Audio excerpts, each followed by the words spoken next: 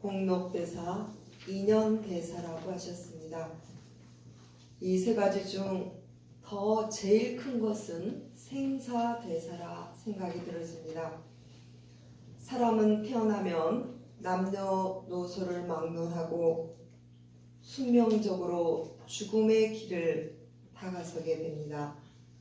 대종사님께서는 53세 일기로 열반에 드셨고 덕산 대여법님께서는 78세, 그리고 오늘 총재식에 임하시는 박정자 영가께서는 83세의 일기로 열반의 길을 떠나셨습니다. 이처럼 죽음의 길은 나이에 순서가 없는 것 같습니다.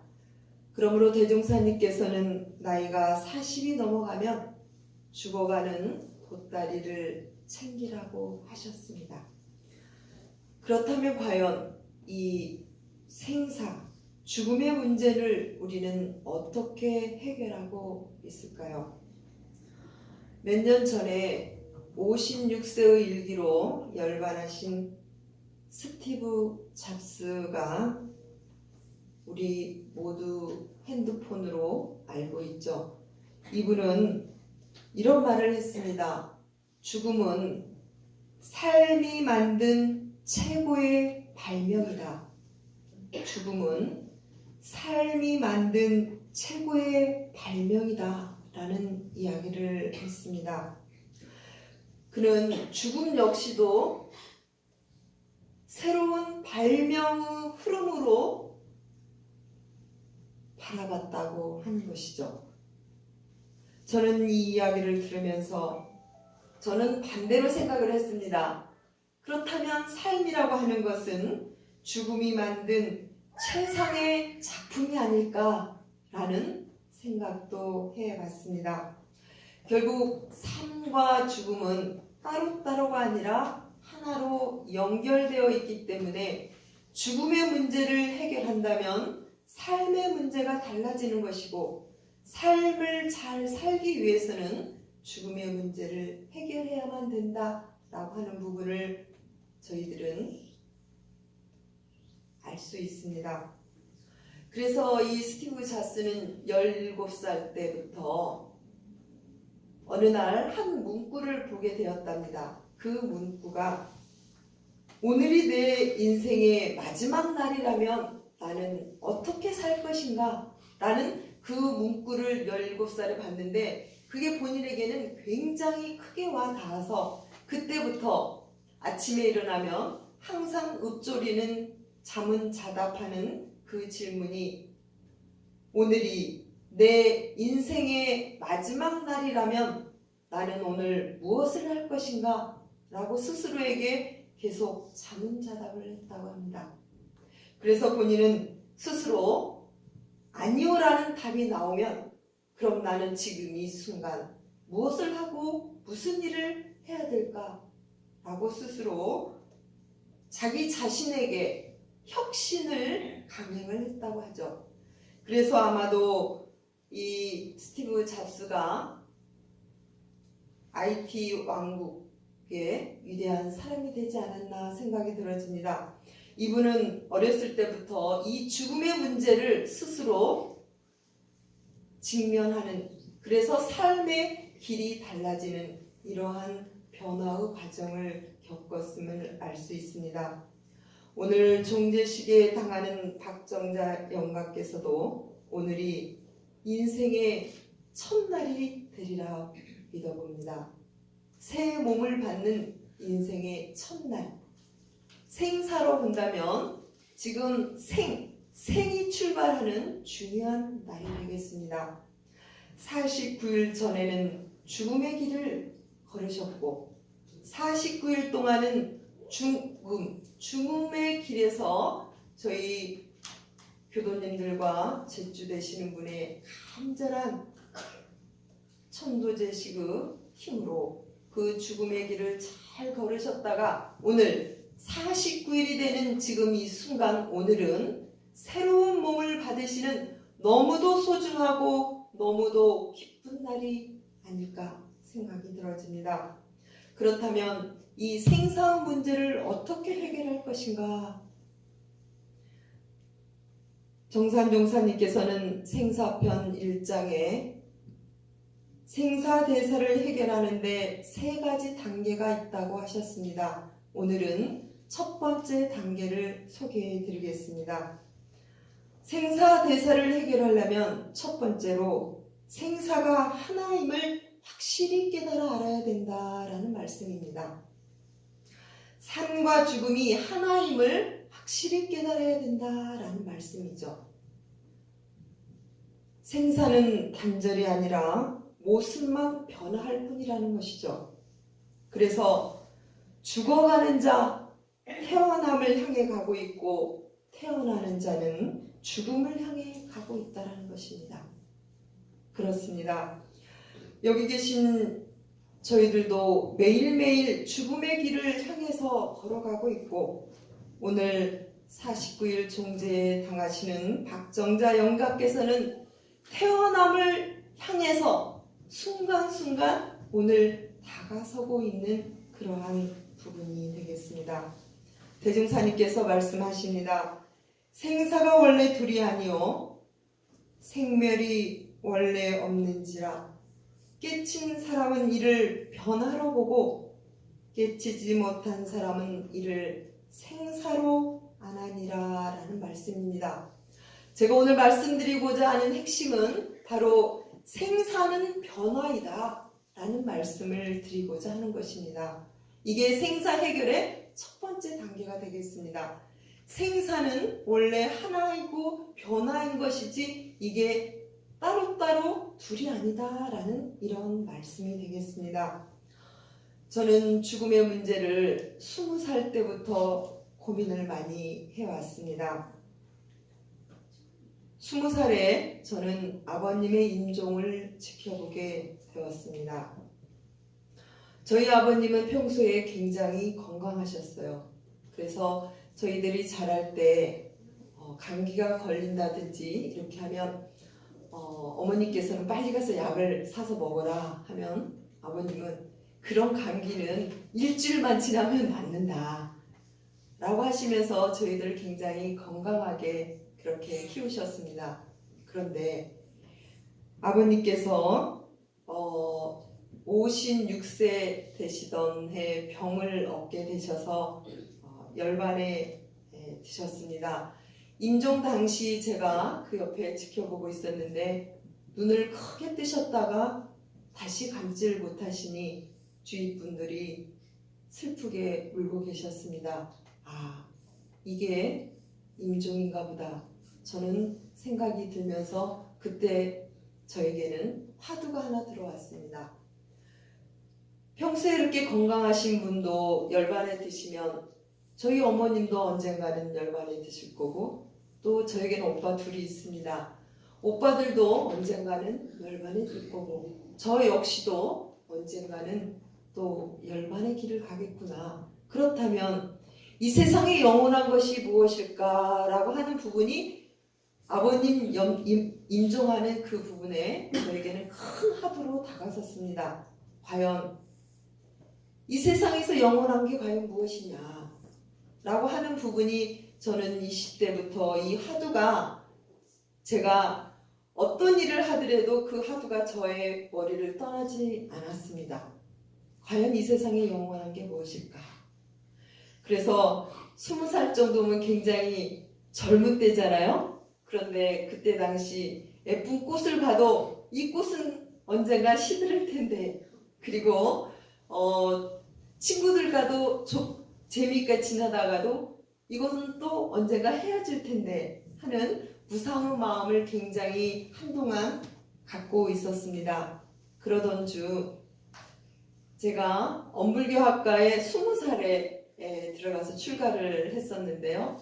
그 출가한 그 해에 8월 8일 날 아버님이 열반하시고 그러면서 저는 그 화두를 해결하기 위해서 경전을 보든지 서로 이야기를 하든지 모든 거에 있어서 그 화두를 해결하는 공부에 집중이 됐었습니다.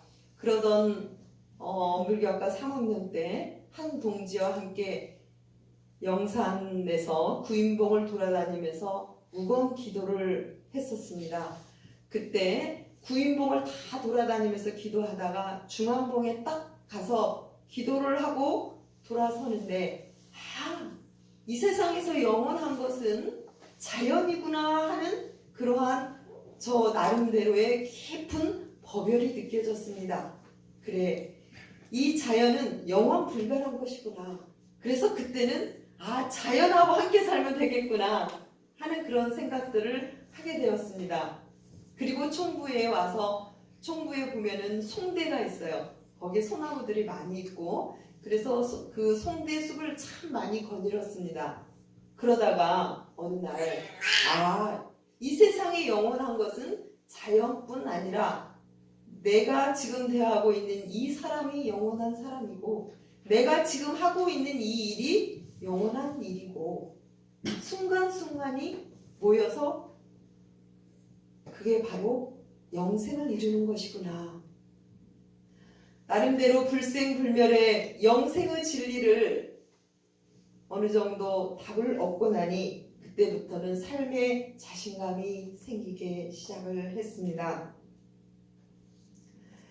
그래서 저는 지금 현재는 아버님이 56세에 열반하시고 또 어머님은 78세에 열반하셨지만 제 마음속에는 하루도 부모님이 열반하셨다는 그런 마음이 없습니다. 제 마음에 항상 모시고 있고 아버님을 생각할 때는 진리의 당당한 기운이 저에게 느껴지고 어머님을 생각할 때는 자유로운 따뜻함이 제 안에 늘 살아있기 때문에 이 영생의 진리, 불생불멸의 진리가 있으므로 육신은 변화되지만 결국 그 인연의 소치는 영원한 것이기 때문에 늘 이생에 모셨던 그 부모님은 이 불생불멸 이치 따라 영생토록 함께 가는 그 이치를 느끼고 있습니다. 대산 종목사님께서도 대종사님과 정산종사님을 한 번도 마음에서 떠나본 적이 없다라는 말씀을 하십니다. 저는 그 마음이 이해가 갑니다. 왜냐하면 생사도 없고 생사가 불아닌 이치를 알게 되면 단지 생사는 변화이다라는 이 사실을 깨닫게 되면 영원토록 함께하는 그런 인연이 될 수 있기 때문입니다. 이론상 법어에 이 원상의 진리를 각하면 생로병사의 이치가 추나추동과 같이 되는 줄을 알며 라고 밝히고 있습니다. 추나추동, 봄, 여름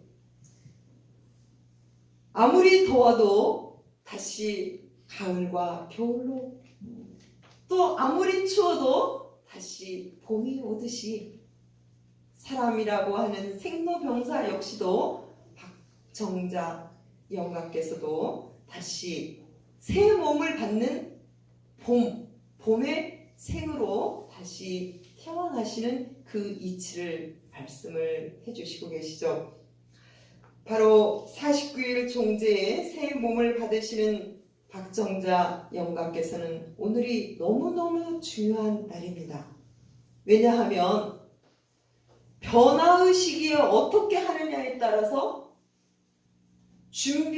무엇을 준비하느냐에 따라서 변화 시기에 잘 변화할 수 있고 변화 시기에 완전히 간극으로 떨어질 수도 있는 것이죠. 예컨대 겨울이 되면 따뜻한 옷을 미리 준비한 사람은 아무리 추운 겨울이 온다 하더라도 잘 견딜 수가 있는 것입니다. 마찬가지로 생사의 변화 과정에서 무엇을 준비하느냐에 따라서 잘 갔다가 잘 오실 수 있다는 것이죠. 그렇다면 우리는 천도 과정에서 생사를 옮기는 과정에서 우리는 무엇을 준비해야 될까?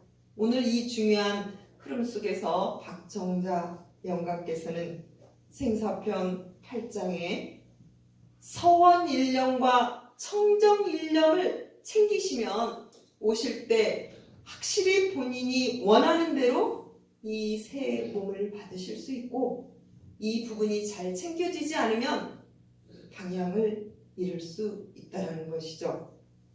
그래서 챙겨야 될 변화 시기에 챙겨야 될 첫 번째 서원 일념이 되겠습니다. 서원이라고 하는 것은 욕심을 떠나 공을 위하는 마음이 서원이라고 밝히고 있습니다. 보통의 경우는 욕심 세계에서 떠나기가 어렵죠. 서원은 바로 공을 위하는 마음, 이 마음이 세워지게 될 때 우리는 방향을 확실하게 결정할 수 있는 것입니다. 어느 방향으로 갈지 방황하게 되면 우리는 길을 잃게 되지만 나는 성불재중의 길을 확실하게 가겠다라고 서원을 확실히 세우면 조금도 본인이 새 몸을 받을 때 선택할 때 흔들리지 않는다는 것이죠. 바로 단단히 세운 이 서원은 새 몸을 받을 때 횃불을 바라보고 그 길 따라 다시 오실 수 있는 힘이 될 수 있는 것입니다. 오늘 새 몸을 받으시는 박정자 영가께서 더욱 서원 일념 챙기셔서 새 몸 받으실 때 원하시는 부분을 자유롭게 선택하실 수 있는 그러한 준비를 기쁘게 하셨으면 좋을 것 같습니다. 둘째는 청정일념입니다. 청정일념은 믿고 사랑하는데 끌리지 아니하면 마음이 청정해지고 일념이 챙겨지게 됩니다. 살아서도 애착 탐착에 걸리면 마음이 끌려서 청정일념을 챙길 수가 없습니다. 순간 마음이 금방 애착 탐착으로 끌려가게 되죠. 죽음의 길도 마찬가지입니다. 다시 몸을 받을 때도 마찬가지입니다. 이 청정일념만 챙기면 그 청정일념 속에 본인이 마음에 어디에 구속되지 않고 어디에 잡히지 않고 원하는 대로 몸을 받을 수 있다는 것이죠. 우리 마음은 5만 가지, 1000만 가지 마음입니다. 그 중에서 마음의 품격이 가장 좋고 지혜롭고 자비롭고 풍요로운 그 마음의 상태를 이름하여 성현들은 일심이라고 표현을 합니다. 청정일념. 우리의 마음이 일심이 될 때 우리의 마음의 품격은 가장 질 좋은 마음이 되게 됐죠. 그럴 때 우리는 지혜가 열리고 자비심이 생기고 모두를 살려낼 수 있는 큰 힘이 발휘하게 되는 것입니다. 박정자 영격이시여, 생사가 둘이 아니고 다만 생사는 변화일 뿐이라는 것을 확실히 깨달으셔서 이 변화의 길에 오늘 새 몸 받으실 때 청정일념과 서원일념을 꼭 챙기셔서 오늘같이 소중하고 기쁜 날 새 몸을 받으실 때 정말 좋은 인연 만나시고 건강한 몸으로 지혜롭게 태어나시기를 간절히 염원드리고, 여기 계신 저희 교도님들께서도 지금 한 걸음 한 걸음 저희들은 죽음을 향해서 가고 있습니다. 이런 변화의 과정 속에 순간순간 서원일념과 청정일념을 생기셔서 생사 대사를 꼭 해결하시기를 간절히 염원드립니다. 감사합니다. 감사합니다.